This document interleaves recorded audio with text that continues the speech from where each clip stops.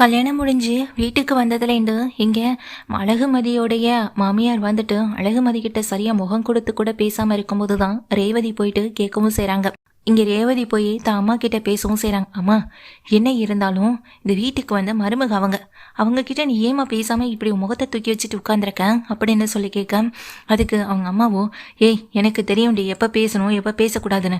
நானே இந்த கல்யாணம் நல்லபடியாக நடந்துச்சு, மாப்பிள்ளை நடத்தி வச்சாரேன்னு ஒரு பக்கம் சந்தோஷம் இருந்தாலும், இன்னொரு பக்கம் இந்த வாழ்க்கை இந்த குடும்பம் இப்படிப்பட்ட ஒரு மருமகளை கொண்டு வந்து நிறுத்தணுமான்னு யோசிக்க வைக்கிற அளவுக்கு இருக்குன்னு சொல்லி இங்கே ரேவதி கிட்டேயே அவங்க அம்மா சொல்லவும் செய்கிறாங்க. எல்லாம் திருந்தவே மாட்டேன்னு சொல்லிட்டு அழகுமதி கிட்ட போயிட்டு பேசவும் செய்கிறாங்க ரேவதியும். இங்கே பாருமா அழகுமதி, இந்த வீட்டில் இருக்கவங்க எல்லாரும் ஒவ்வொரு வித குணத்தோடு இருப்பாங்க. ஆனால் உங்களுக்கு என்றைக்குமே எங்கள் அண்ணி சப்போர்ட்டாக இருப்பாங்க. நீங்கள் எதை பற்றியும் கவலைப்படாமல் இருங்க அப்படின்னா அழகுமதி கிட்ட ஆறுதல் சொல்லிட்டு ரேவதியும் என்று கிளம்பிடுறாங்க. அதே போல தான் இங்கே வீட்டில் அழகு மலரும் மதிக்கு ஆறுதலாக பேசிக்கிட்டு இருக்கும்போது அவங்க மாமியார் உள்ளே வராங்க. உள்ளே வந்தவங்க அழகுமதி அங்கே உட்காந்துருக்கேன். என்ன சமையல் எல்லாம் ஆயிடுச்சா இல்லையான்னு அழகு மலரை பார்த்து கேட்க, ஏதோ ஆயிடுச்சு அத்தை அப்படின்னு பேசிக்கிட்டே இருக்கும்போது அழகுமதியை கவனிக்கிறாங்க. இன்னும் எவ்வளோ நேரத்துக்கு இப்படியே உட்காந்துட்டு இருக்கவ போறவன், இந்த வீட்டுக்கு வாழ வந்த மருமக இப்படி கண்ணீர் விட்டுட்டு இந்த வீட்டில் உட்காந்துருந்தா குடும்பத்தோட நீங்கள் நிலைமை என்ன ஆகுறது? இங்கே பாருமா, ஏதோ திடுதிப்புன்னு பொண்ணு இல்லாததுனால உன்னை கூட்டிகிட்டு வந்து கல்யாணம் பண்ணுற அளவுக்கு வந்தாச்சு. அதுக்காக கல்யாண செலவுலேருந்து மீதி செலவுகள் எல்லாத்தையும் உங்கள் குடும்பத்தை தான் பார்த்துக்கணும். எங்கள் மாப்பிள்ளை சொன்னாருன்றதுக்காக தான் நாங்களும் அமைதியாக இருந்தோம். இப்படி இலவசமாக ஒரு பொண்ணை கட்டி கொடுக்க எந்த அம்மா அப்பா தான் முன் வர மாட்டாங்க. அதை தான் உங்கள் அம்மா அப்பாவும் செஞ்சுருக்காங்க. இப்படி எந்த செலவும் இல்லாமல் உன்னையே எங்கள் வீட்டு பையன் தலையில் கட்டி வச்சுட்டாங்க. இது எல்லாமே எங்கள் மாப்பிள்ளைக்காக தான் நான் பொறுத்து அமைதியாகவும் போயிட்டுருக்கேன். ஆனால் அதுக்காக செய்ய வேண்டிய சீரு நகை பணம்னு இதை எதையுமே வாங்காமல் நான் இருக்கக்கூடாதுல்ல. அப்புறம் அங்கே அக்கம் பக்கத்தில் இருக்கவங்க என்ன தானே ஏதாவது பேசுவாங்க, பையனுக்கு ஏதோ குறை போல, அதனால தான் இப்படி சீரு பணம் வரதட்சணைன்னு எதுவுமே வாங்காமல் கிடைச்ச பொண்ணை தலையில் கட்டி வச்சுட்டாங்கன்னு இப்படி என்னை பார்த்து என் குடும்பத்தை பார்த்து 4 பேர் எதுவும் பேசிடக்கூடாதுல்ல. அதுக்காக தான் சொல்கிறேன், சீக்கிரமாக உங்கள் வீட்டில் சொல்லி நகை நட்டு பணம்னு இதெல்லாம் கொண்டு வந்து கொடுக்க சொல்லு.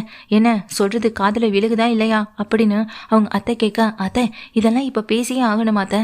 அந்த பொண்ணை ஏதோ மனசு உடைஞ்சு உட்காந்துருக்கான்னு சொல்ல, என்னடி உன்ன மாதிரியே இவளையும் இந்த வீட்டுக்கு கூட்டிட்டு வந்துட்டாங்களேன்னு நினைச்சு சந்தோஷப்படுறியா?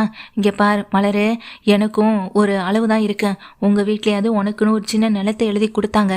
இங்க பாரு மலரு, அவளுக்குன்னு இங்க எதுவுமே இல்லை.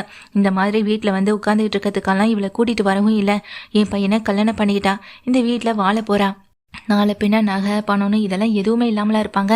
வெளியே போனால் கூட நகையெல்லாம் போட்டுட்டு போய் தானே ஆகணும். என்னமோ எனக்காக கேட்குற மாதிரி ஏதேதோ பேசிக்கிட்டு இருக்கேன். அந்த அளவுக்கு நானும் உங்ககிட்ட நடந்துக்கிட்டேன். எல்லாம் என் பையனுடைய கௌரவத்துக்காக தானே நானும் பேசிக்கிட்டு இருக்கேன். முக்கியமாக எங்கள் தங்கராஜ் மாப்பிள்ளை, அவருக்காக தான் நானும் இந்த கௌரவத்துக்காக தான் பேசிக்கிட்டு இருக்கேன். அவருக்கு எந்த கௌரவ குறைச்சலும் இல்லாமல் இருக்கணும்னா இவங்க வீட்டில் பேசி நகையை வாங்க சொல்ல.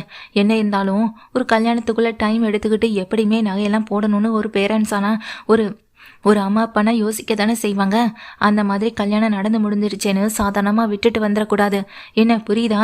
இன்னும் கொஞ்ச நாளையில் எப்படியாவது நகையெல்லாம் பேசி வாங்குறதுக்கான வழியை பாரு அப்படின்னு சொல்லும்போது இதை கேட்ட அழகுமதி அங்கே டேபிளில் இருக்க டம்ளரை தூக்கி வீச, இதை பார்த்து அவங்க மாமியார் அதிர்ச்சியில் அழகுமதியை பார்க்குறாங்க. அழகுமதியை பார்த்தா மலருக்குமே பெரிய அதிர்ச்சியாக இருக்கும்.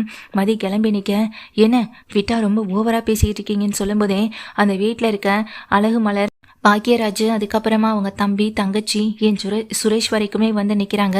என்ன சத்தம் அப்படின்னு சுரேஷ் ஓடி வர, ஏய் என்னாச்சு அப்படின்னு கேட்கவும் செய்கிறாங்க.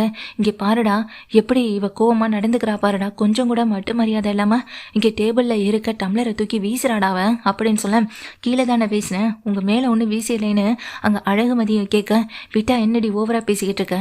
கல்யாணம் ஆகிட்டு இப்போ தான் இந்த வீட்டுக்கு கூட்டிகிட்டு வந்திருக்கோமேன்னு நினைக்கிறேன். அப்புறம் என்னை கோலக்காரனாக மாத்திராதன்னு சொல்ல, ஏய் என்னடா பேசிக்கிட்டு இருக்க, கொஞ்சம் அமைதியாக இருடான்னு பாக்கியராஜ் சுரேஷ் கிட்ட பேச, சுரேஷ் என்ன பேச்சுதெல்லாம் அப்படின்னு அழகு மலரும் கண்டிக்கிறாங்க. என்னடி இவளுக்கு வந்ததுமே சப்போர்ட் பண்ண ஆரம்பிச்சிட்டியா?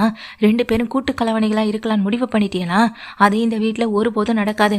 என் மாப்பிள்ளைக்கு ஒரு ஃபோன் போட்டு இப்போ வர சொன்னால் என்ன நடக்கும் தெரியுமா அப்படின்னு சொல்ல, உங்கள் மாப்பிள்ளையை தானே ஃபோன் போட்டு வர சொல்லுங்க, அவர் இங்கே எப்படி கூனி குறி அவமானப்பட்டு நிற்கிறாருன்னு நீங்களும் பாருங்க அழகுமதி சொல்ல, பாருங்கங்க எப்படி பேசுகிறா பாருங்கங்க, நம்ம மாப்பிள்ளையை அவமானப்படுத்துவாளாம் இவ அப்படின்னு சொல்ல, ஏய் என்ன போனா போகுதேன்னு பார்த்தா விட்டா ரொம்ப ஓவரா பேசிக்கிட்டு இருக்கேன்னு சுரேஷ் பக்கத்தில் வர சுரேஷை பிடிச்சு தடுத்து நிறுத்துறாங்க இங்கே பாக்யராஜும். அங்கே நின்றுகிட்டு இருக்க அழகுமதி சொல்கிறாங்க, இந்த கல்யாண வாழ்க்கையே விருப்பம் இல்லாமல் நடந்த ஒரு விஷயம்.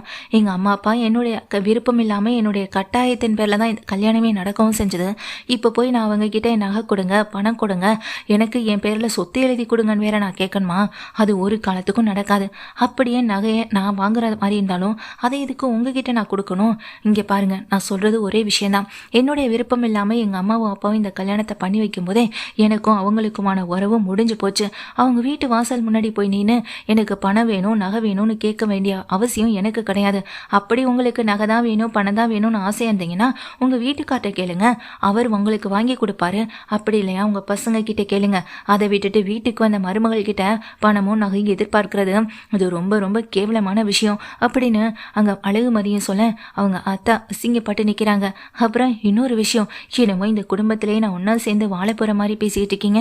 இந்த குடும்பத்தில் நான் வாழ போகிற நாள் எத்தனைன்னு நான் முடிவு பண்ணிட்டேன். உங்கள் பையனை நான் விருப்பப்பட்டு கல்யாணம் பண்ணலை. விருப்பப்பட்டு கல்யாணம் பண்ணாதப்போ எதுக்காக நான் அதை சகிச்சுக்கிட்டு வாழணும்? இவருக்கு டிவோர்ஸ் கொடுத்துட்டு போகிறதானே எனக்கு இருக்க ஒரே வழி. அதுவும் ஒரு நாள் நடக்கும். உங்கள் வீட்டு கடனை உங்கள் முகத்தில் தூக்கி வீசிட்டு அன்னைக்கு நான் டிவோர்ஸ் கொடுத்துட்டு போயிட்டே இருப்பேன். அப்போ உங்களுக்கு ரொம்ப பெரிய பணக்கார வீட்டு மருமகளாக கண்டிப்பாக கிடைப்பாங்க.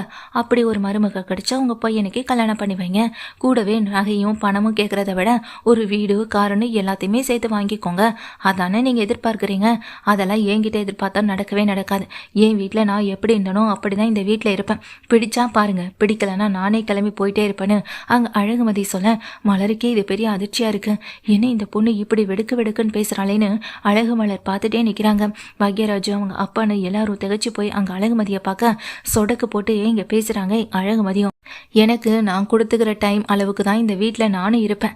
இதுக்கப்புறம் என்னை இந்த வீட்டில் டார்ச்சர் பண்ணிங்க, அப்புறம் என் குடும்ப விஷயத்தை பற்றி இந்த வீட்டில் பேசினாலோ என் அம்மா அப்பாவை பற்றி அசிங்கப்படுத்தினாலோ அதெல்லாம் பார்த்துக்கிட்டு அமைதியாக இருப்பேன்னு மட்டும் நினைக்காதீங்க. இனி உங்கள் மாப்பிள்ளை இந்த வீட்டுக்கு வந்து போய் தானே ஆகணும். அவருக்கும் ஒரு நாள் இருக்கு அப்படின்னு எங்கள் அழகுமதியும் திட்டிட்டு வெடுக்குன்னு உள்ளே கிளம்பி போக இதெல்லாம் கேட்டால் உங்கள் அம்மாவுக்கு பெரிய அதிர்ச்சியும் ஆச்சரியமாகவும் இருக்கு. டே என்னடா என்னடா இப்படியெல்லாம் பேசிட்டு போகிறா? உன் வாழ்க்கை இப்படியாடா போகணும்? அவர் சொன்னாருன்றதுக்காக இப்படி அந்த பொண்ணு கழுத்தில் தாலியை கட்டி கூட்டிகிட்டு வந்துட்டேன். அவள் பேசுகிற பேச்சை பார்த்தாலே எனக்கு அவ்வளோ பயமாக இருக்குன்னு அம்மா சொல்கிறாங்க. அழகு மலர் மனசுக்குள்ளேயே கொஞ்சம் சந்தோஷப்பட்டுக்கிறாங்க. கொஞ்சம் நெஞ்ச பாடா படுத்துனாங்க அப்படின்ற மாதிரி நினச்சிட்டு நிற்க பாக்யராஜும் என்ன மலரு அந்த பிள்ளை இப்படி பேசிட்டு போகுதுன்னு சொல்ல அந்த பிள்ளை மனசில் இருக்கதை கொட்டி தேய்த்துட்டு போகுது. மனசில் இருக்கதை வெளிப்படையாக பேசுகிற தைரியம் சில பேருக்கு தானே இருக்கும். அது அவளுக்கு இருக்குன்னு நினைக்கும் போதே எனக்கு சந்தோஷமாக தான் இருக்குது. எனக்கும் இதே தைரியம் இருந்திருந்தா நான் ஏன் இங்கே இருந்து உங்கள் கூட உங்கள் வீட்டில் கஷ்டப்பட்டுட்டு இருக்க போகிறேன்னு அழகு மலர் பேசிட்டு உள்ளே போக பாக்யராஜும் அதை நினச்சி ரொம்ப ஒரு வருத்தமாகவே நின்றுக்கிட்டு இருக்காங்க. சுரேஷ் பயங்கர கோபத்தோட உள்ளே போகிறாங்க. ஏய் என்னடி நினச்சிட்டு இருக்கோம் மனசுலன்னு அடிக்க கையை உள்ளே போக அதுக்குள்ளே அங்கே நின்றுக்கிட்டு இருக்க அந்த அழகுமதி நீ என்னை அடிப்பேன் பார்த்துட்டு அமைதியாக இருப்பேன்னு வேற நினைக்கிறியா? ஆல்ரெடி இந்த ரூமில் எந்த கேமரா வைக்கணுமோ அதை நான் செட் பண்ணிட்டேன். இந்த ரூமில் என்னை மீறி நீ எதையுமே பண்ண முடியாது.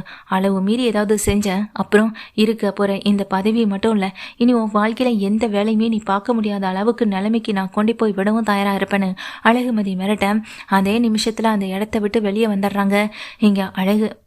இங்கே சுரேஷ்க்கு தான் இப்படிப்பட்ட இக்கட்டான சூழலில் மாட்டிட்டோமேனு ஒரு வருத்தமும் ஒரு பயமும் கூடவே சேர்ந்து இருக்கவும் செய்து. முக்கியமாக அந்த குடும்பத்தில் இருக்க சுரேஷோடைய அம்மாவும் அப்பாவும்